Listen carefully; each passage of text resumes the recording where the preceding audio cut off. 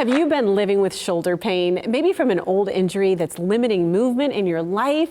Well, there is help. Florida Orthopaedic Institute has advanced robotic-assisted technology that can really be life-changing. It's so good to hear. And Dr. Michael Elsenbeck joins me today. So good to have you. Thanks for being here, Doctor. Yeah, thank you, Roxanne. Thanks for having me. I'm really excited to be here and tell the Tampa Bay area this new technology that we have for patients to make shoulders better for them. Ah, that's wonderful to hear. Okay, so I've been hearing about this Mako Shoulder, and this is the robotic advancements to surgery.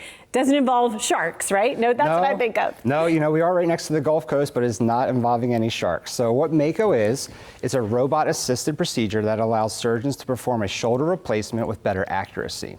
Okay, so when shoulder replacements have been around for a while, and nothing new is planning shoulder replacements. So when patients get a shoulder, the first thing that happens, they get a CT scan. This goes into a planning software that basically allows the surgeon to see exactly what the patient's anatomy is, and it allows them to plan what size implant they're going to use, how the implant's going to sit in the patient, and the lengths of the screws. So that's not new. What Mako is it takes that plan and it allows you to better implement it in the operating room. So I brought with me, this is a model here of a reverse shoulder implant. And really the success of this operation is predicated upon successful implantation of what we call the glenosphere. Okay? So what we do when I'm planning software, so let's say in 30 years, you know, you need a shoulder replacement, you come and see me. Okay.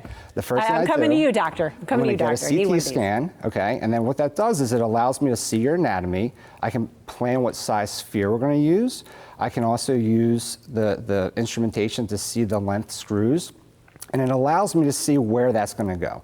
Now, before Mako, we used to have that plan, and we would print it out, and we would put it up in the operating room and kind of use our best guess to see, you know, how well are we executing that plan. Sure. And studies have shown that, you know, that approach, there's quite a degree of variability. So, you know, as you can imagine, you know, shoulder replacements are hard surgery. You're looking into a deep, dark hole, and there's a lot of variability on where you're putting this implant. Right. Oh, so this is just really making it so much more precise. Exactly, exactly. So what it does is it prevents outliers, okay? So what it does is I have the plan, and it allows me to place the implant exactly where it was planned preoperatively. So rather than guessing, you know, where I have to put my hands, what we call inclination or retroversion of the implant is going to be, it goes exactly and executes with precision how you planned it. So what the Mako does is once you finish your plan, the robot has a robotic arm that allows you to complete the operation within the parameters of your plan.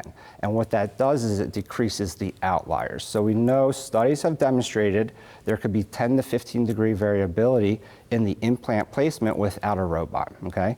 The robot allows us to be within less than 1 degree of variability. Oh, that's so amazing. Significant increase in precision and accuracy. And that precision and accuracy, I would imagine, is going to help with the rehab. You're going to it's going to have a better outcome. For sure. Correct. Who's this going to help, doctor? I mean, obviously, you know, you've got the person who we talk about the injury they had a long time ago, the wear and tear. What patients are really going to benefit from this and how? Sure. So let me start by saying not everybody with shoulder pain is going to require a shoulder replacement, okay?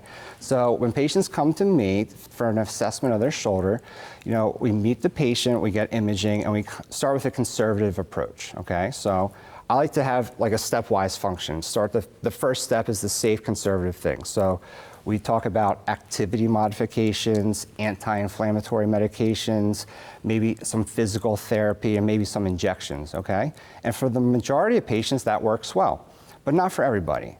So some patients will unfortunately go on and have lifestyle limiting pain that will require a shoulder replacement.